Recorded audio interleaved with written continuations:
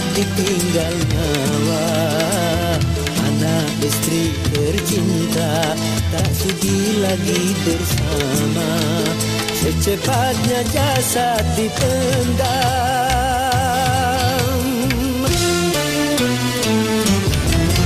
Secepatnya jasad dipendam karena tak lagi dibutuhkan.